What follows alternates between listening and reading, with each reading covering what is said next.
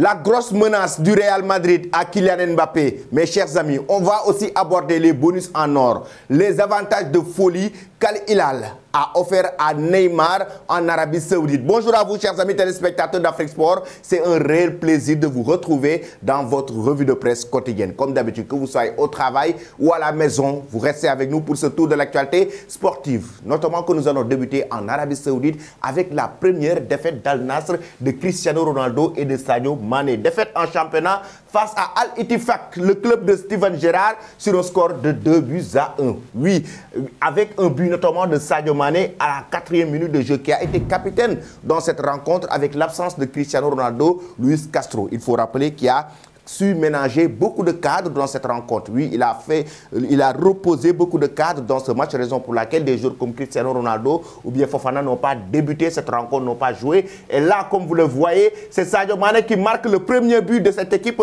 d'Al Nassr à la 4e minute, et notamment son premier but avec cette équipe d'Al Nassr depuis qu'il a débarqué, depuis qu'il est arrivé au sein du club à la 4e minute de jeu. Kesson donc qui égalise à la 47e minute de jeu, mais c'est Moussa Dembélé, l'ancien joueur de l'Olympique Lyonnais, qui offre la victoire à cette équipe d'Al-Ittifaq de Steven Gerrard et d'Anderson à la 53e minute de jeu. En deuxième période, ça s'est joué là-bas avec ce but de Moussa Dembélé qui offre la victoire à cette équipe d'Al-Ittifaq, chers amis. Pensez-vous que Al Nassr, qui débute le championnat avec une défaite, va remporter la Saudi League Pro cette saison? D'autant plus qu'on sait qu'il y a d'autres équipes qui sont en train de se former, notamment avec Neymar qui vient de rejoindre Al Hilal. Il y a aussi de l'autre côté Al-Ittihad aussi de Karim Benzema, en même temps de N'Golo Kanté. Il y a aussi une équipe Al-Ahli, oui, Al-Ahli de Franck Kessié, Al-Ahli de Riyad Mahrez, Al-Ahli aussi de Edouard Mendy. Pensez-vous, selon vous, Al Nassr peut remporter le championnat devant ces équipes? Donnez vos avis en commentaire. Ensuite, nous allons en Angleterre pour parler de la belle victoire de Manchester United face à Wolverhampton pour ses débuts en Premier League. Une victoire donc grâce à qui? Raphaël Varane, oui, qui a été félicité notamment par la presse anglaise, notamment comme vous le voyez avec Daily Express Sport et Star Sport. Raphaël Varane, dans un match très compliqué pour cette équipe des Red Devils de Erik ten Hag, un match très difficile face à Wolverhampton avec cette équipe de Manchester United qui a manqué d'inspiration dans cette rencontre, qui offre la victoire à cette équipe à la 76e minute de jeu avec un but qu'il marque et permet aux Red Devils d'obtenir 3 points lors de ces deux buts donc en Premier League, chers amis. Que pensez-vous de cette équipe de Manchester United pour cette saison? Notamment que ça soit avec ses recrues, notamment, oui, un joueur, André Onana, qui a été énorme aussi dans cette rencontre, qui a su sortir quand même des parades. Mais aussi la presse anglaise, chers amis, qui est choquée par le transfert choc, le transfert record de Moïse Caicedo du côté des Blues de Chelsea, notamment, qui bat Liverpool sur ce coup 2-0, comme l'a si bien évoqué Star Sport. Moïse Caicedo, donc, qui arrive chez les Blues de Chelsea pour la somme de 115 millions de livres sterling, avec une somme de plus de 133 millions d'euros. Transfert record pour le joueur donc équatorien qui arrive au sein de cette équipe des Blues de Chelsea en provenance de Brighton. Comme vous le voyez, là, actuellement, Liverpool était sur le coup dans un premier temps, mais ensuite, et le joueur a choisi de rejoindre les Blues de Chelsea. Il veut évoluer avec les Blues de Chelsea, raison pour laquelle sa préférence a été chez les Blues. Avec ce transfert, Chelsea enregistre un transfert record en Premier League et ça permet à Mauricio Pochettino d'enregistrer, oui, dans son effectif, une très bonne recrue, notamment Moïse Caicedo. Chers amis, que pensez-vous de ce transfert du côté des Blues de Chelsea? Pensez-vous qu'il a fait le bon choix en rejoignant Chelsea au détriment de Liverpool? Pensez-vous qu'il devait rejoindre Liverpool? Parce que Liverpool, à un moment donné, voulait se renforcer au sein du milieu de terrain. Parce qu'il y avait Fabinho qui est parti. Naby Keita, on le sait, il est parti aussi. Liverpool veut se renforcer au milieu de terrain. Pensez-vous qu'il a fait le bon choix? Donnez vos avis en commentaire. Ensuite, après cela, nous allons en Italie. Avec la presse, notamment Avant la presse italienne, déjà le quotidien de l'équipe est revenu sur Spalletti qui est devenu la priorité absolue de la Fédération italienne de football. L'Italie attend Spalletti au lendemain de la démission surprise et très critiquée. Roberto Mancini, la Fédération transalpine, discute avec l'ancien entraîneur de Napoli. Le 9 septembre, l'Italie jouera face à Macédoine du Nord, un match de qualification à Euro 2024 et face à un adversaire qui lui rappelle déjà de mauvais souvenirs. Elle s'avancera sans beaucoup de certitude. Ça veut dire dire que l'Italie veut coûte que coûte un entraîneur. Et pour cela, il faut sortir de l'argent. Pourquoi? Parce que Spalletti est toujours sous contrat avec le Napoli. Il faut reconnaître qu'il avait quitté le club napolitain pour pouvoir récupérer un peu, être en vacances ou bien même être en bonne compagnie avec sa famille, passer du temps avec sa famille. Ce sont les raisons qu'il avait évoquées. Là, une clause de 3 millions d'euros pour libérer de son engagement avec Napoli que la Fédération italienne de football doit mettre sur la table pour récupérer ou décrocher Spalletti pour remplacer Mancini. Raison pour laquelle la presse italienne nous parle d'un duel d'Italie. Oui, la Gazzetta dello Sport, duello d'Italia, un duel d'Italiens avec, oui, si la Fédération veut décrocher Spalletti, il faut payer De Laurentiis et le Napoli la somme de 3 millions d'euros pour pouvoir le récupérer. Le Corriere dello Sport va dans le même sens.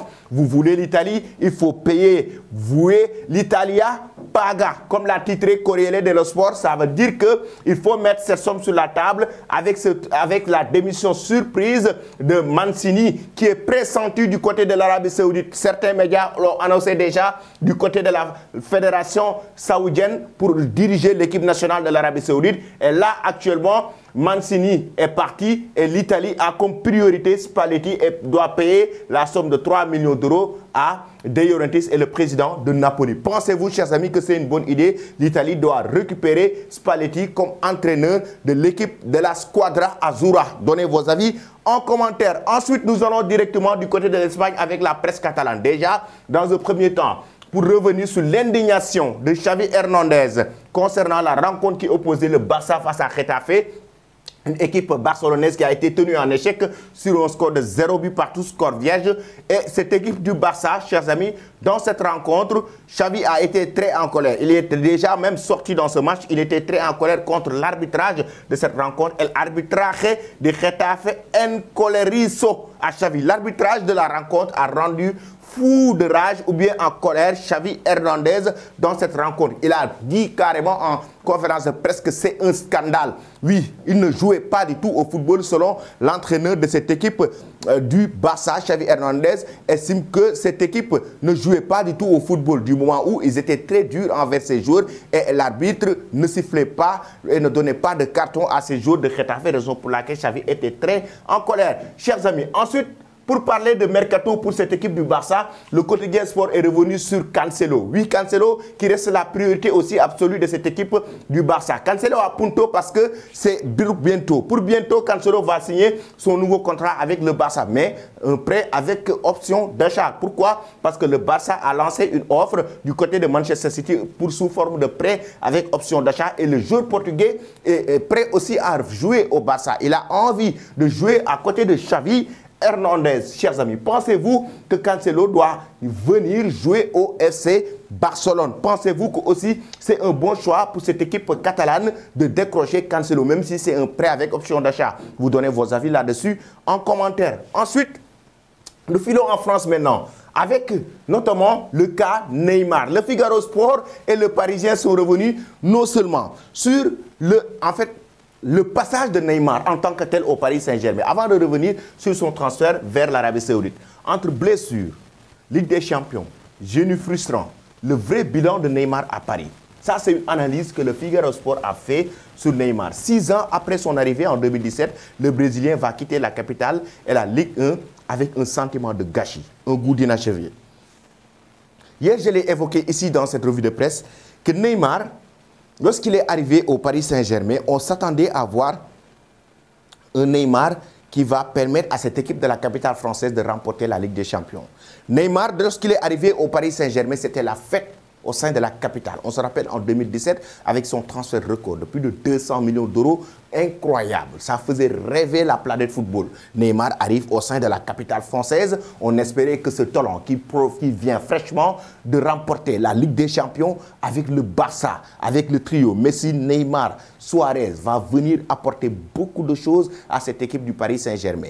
Mais chers amis, Neymar, si on fait un bilan, comme l'a si bien évoqué le Figaro Sport dans son analyse, les 6 ans depuis qu'il est arrivé, il y a effectivement un sentiment de gâchis et un goût d'inachevé. Un goût d'inachevé du moment où Neymar n'a pas su réussir à remporter la Ligue des Champions à cette équipe du Paris Saint-Germain. Un sentiment de gâchis par rapport même à sa carrière. Parce que Neymar, aujourd'hui, chers amis, je suis sûr et certain que vous qui regardez la revue de presse, vous serez d'accord avec moi. Neymar, vous le voyez comme un futur ballon d'or. À l'époque, lorsqu'on parlait de Cristiano Ronaldo et de Lionel Messi, celui qui devait le succéder, on parlait tout le temps de Neymar. C'est Neymar qui devait succéder à Messi et Ronaldo pour devenir un ballon d'or. Et là, il ne le devient pas. Ça veut dire que c'est un gâchis, non seulement pour le football, mais un gâchis pour sa carrière. Neymar, durant son passage au Barça, il était sur une très belle lancée. Mais après avoir quitté le Barça pour rejoindre le Paris Saint-Germain, durant ces 6 ans, Neymar, c'est un très gros flop, chers amis. Entre blessures,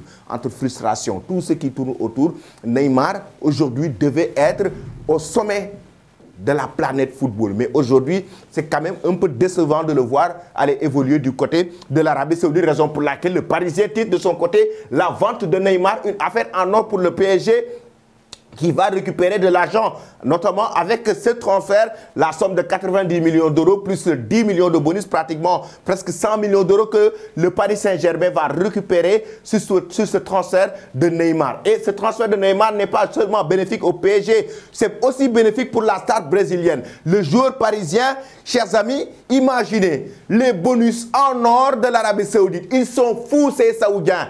Ils sont carrément fous. Al Hilal, les avantages de folie qu'ils ont proposés à Neymar selon Foot Mercato. Regardez bien, un avion privé à sa disposition, une immense maison avec du personnel, 80 000 euros de bonus pour chaque victoire d'Al Hilal, 500 000 euros pour chaque post ou story qu'il met sur ses réseaux sociaux qui promeuvent l'Arabie Saoudite, chers amis. C'est incroyable, c'est incroyable. Si vous regardez bien, déjà, le média nous dit que Neymar va toucher certainement entre 300 et 400 millions d'euros durant son passage en Arabie Saoudite. Il aura à sa disposition un avion privé, à sa disposition une maison immense avec du personnel comme Cristiano Ronaldo, l'avion aussi comme Cristiano Ronaldo, 80 000 euros de bonus pour chaque victoire d'Al Hilal. Après chaque victoire, mais Neymar va... Mes chers amis, imaginez chaque victoire 80 000 euros, c'est incroyable. 500 000 euros pour chaque post ou story qu'il met sur ses réseaux sociaux qui sont, il est très suivi, ça on le sait, qui promeuvent l'Arabie Saoudite. C'est incroyable. Comment l'Arabie Saoudite met en place des stratégies de communication et d'attractivité par rapport à leur capacité de soft power, leur culture qu'ils veulent mettre en avant à travers ces stars du football est juste incroyable. Ces bonus en or, chers amis, que pensez-vous de cela? Donnez vos avis en commentaire. Pensez-vous que l'Arabie Saoudite est venue pour carrément gâcher le football? Pensez-vous que l'Arabie Saoudite, leur façon de faire, avec la façon dont ils mettent l'argent en avant, ils sont en train de gâcher le football? J'aimerais que vous donnez vos avis là-dessus en commentaire. Et je sais que vous faites des analyses très pertinentes. J'aimerais les lire avec beaucoup de plaisir. Ensuite, nous allons parler du dossier Kylian Mbappé. Le dossier Kylian Mbappé au sein du Paris Saint-Germain, comme on l'a évoqué hier, Mbappé est sur le point de prolonger son contrat avec le club de la capitale française. Et selon la presse espagnole notamment, Pedrerol, comme vous le savez, un très grand admirateur du Real Madrid, mais aussi très proche de Florentino Pérez, le président du Real Madrid. Pedrerol, c'est une parole carrément crédible quand il parle dans son émission El Chiguirinto, qui évoque carrément d'ailleurs que, une information qui a été reprise, j'ai vu même par la presse française, que le Real Madrid lance un avertissement à Kylian Mbappé. La grosse menace du club merengue à Kylian Mbappé si toutefois il prolonge son contrat au sein du club de la capitale française. Le Real Madrid veut que Kylian Mbappé, dans un premier temps, renonce à la prime de fidélité qu'il doit recevoir, les 80 millions d'euros qu'il doit recevoir venant du Paris Saint-Germain, pour pouvoir maintenant négocier à l'amiable avec le club de la capitale française et partir librement la saison prochaine. Ça, c'est ce que le Real Madrid veut. Mais si toutefois Kylian Mbappé ne fait pas cela et signe un nouveau contrat, prolonge avec le club de la capitale française jusqu'en 2025, le Real va se débarrasser complètement de son dossier. Et comme l'a si bien évoqué, Pedrerol est carrément dans son émission El Chiguirinto. En cas de prolongation du capitaine des Bleus, Madrid serait donc obligé de mettre la main à la poche ce qui ne l'enchante guère au club où on assure ne rien avoir fait cet été pour recruter Kylian Mbappé. Tous les événements sont malgré tout suivis. Dans la nuit, Joseph Pedrerol, présentateur vedette de l'émission Chigrinto et proche de Florentino Pérez, a fait quelques révélations intéressantes. Ainsi, il a indiqué sans grande surprise que Mbappé ne rejoindra pas Madrid cet été. Puis, il a précisé que si le Français prolonge au Paris Saint-Germain, cela signifiera aux yeux du Real Madrid qu'il ne veut pas les rejoindre dans un an. Au sein de l'écurie ibérique, on est très attentif à ses actes et on ne lui pardonnera pas une nouvelle trahison. Mbappé est donc prévenu. Ça sera une trahison pour les merengues et les madristas si toutefois Kylian Mbappé prolonge son contrat au sein du club de la capitale française. Chers amis, pensez-vous vraiment que Mbappé, sportivement, je parle même sportivement, par rapport même à sa carrière, il doit rester au PSG et prolonger son contrat? Ou pensez-vous qu'il doit négocier avec le Paris Saint-Germain pour rejoindre le Real Madrid? Donnez vos avis là-dessus en commentaire. Je vais vous quitter avec ces images. Là, c'est le but de Raphaël Varane à la 76e minute de jeu face à cette équipe de Manchester United. J'aimerais savoir aussi si vous êtes des férus du football. Dites-nous en commentaire. Oui, c'est une question que je vous pose, les connaisseurs. Dites-nous en commentaire. La dernière année que Manchester United a remporté le titre de la Premier League. Et en même temps, la dernière année que Manchester United a remporté le triplé. Premier League, Ligue des Champions, FA Cup. Ça, j'aimerais l'avoir en commentaire, vos avis. Ici, regardez bien les deux effectifs d'Al Nassr. L'effectif qui a joué face à Al-Ittifaq, comme vous le savez, et l'effectif, le 11 de départ, donc d'Al Nassr comme d'habitude, sans Sadio Mané ici. Ici avec Sadio Mané, mais avec les cadres qui ont été reposés par Luis Castros hier face à cette équipe d'Al-Ittifaq. Chers amis, vous préférez quel joueur? Votre 11 de départ pour Al Nassr. Pensez-vous que aujourd'hui, Talisca, Cristiano Ronaldo, Sadio Mané, ce trio d'attaque est un très bon trio d'attaque, notamment avec des joueurs derrière comme Brozovic et Seko Fofana, ou par rapport à ce que vous avez vu hier avec les joueurs qui sont mis en avant? Pensez-vous que Al Nassr doit revoir son 11 de départ? Et proposez-moi un 11 de départ ou bien un trio d'attaque aussi très bon pour cette équipe d'Al Nassr pour pouvoir remporter le championnat, la Saudi League Pro et d'autres trophées. Donnez-nous de la force. Donnez-nous de la force et abonnez-vous sur cette chaîne pour ne rien rater de l'actualité. Merci et très bonne journée.